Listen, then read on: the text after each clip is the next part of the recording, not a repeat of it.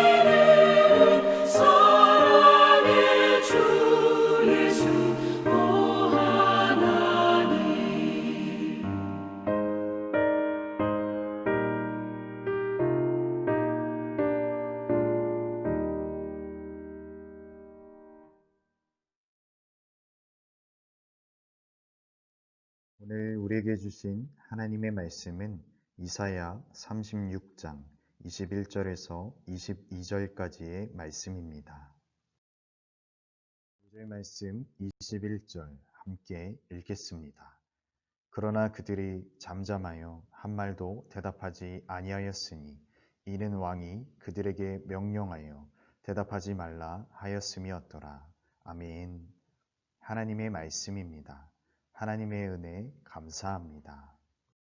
고뇌하는 과정이 필요합니다. 사막의 교부들이나 수도자들은 험난한 길을 걸었습니다.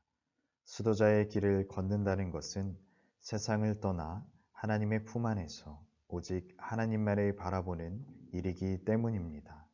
그래서 수도자들은 공동체 생활을 하면서 주님의 고난을 기억하며 금식을 하거나 아주 적은 양의 음식을 먹기도 했습니다. 손수 노동을 하고 동굴 같은 곳에 거하면서 침묵했습니다. 항상 기도하며 마귀의 유혹을 이겨냈습니다. 하나님을 찬양하고 묵상하며 오직 그분만을 바라보는 것이 수도자의 삶입니다. 수도자들에게 가장 힘든 훈련은 고독을 참아내는 것입니다. 고독의 시간은 홀로 견뎌야 하는 외로움과는 다릅니다. 고독은 고뇌의 시간이기도 합니다. 루터는 헤어날 수 없는 자신의 죄성으로 고뇌하다가 주님을 만났습니다. 이 시간 혼자 기도하고 말씀을 읽고 혼자 예배하며 하나님만을 바라보는 한 사람의 수도자로 다시 태어나게 되는 것입니다. 백성은 한마디도 대답하지 않고 조용히 있었다. 그에게 아무런 대답도 하지 말라는 왕의 명령이 있었기 때문이다. 오늘 본문처럼 영성을 더욱 깊이 수련하기 위해서는 과정이 필요합니다. 하나님의 말씀을 읽으며 깊이 생각하고 나 자신이 하나님의 말씀 앞에 당당한 사람인지 묵상하며 고민할 필요가 있습니다. 성서에서 가장 많이 고뇌한 사람은 아마 욥일 것입니다. 욥은 하나님을 잘 섬기며 순종했던 사람입니다.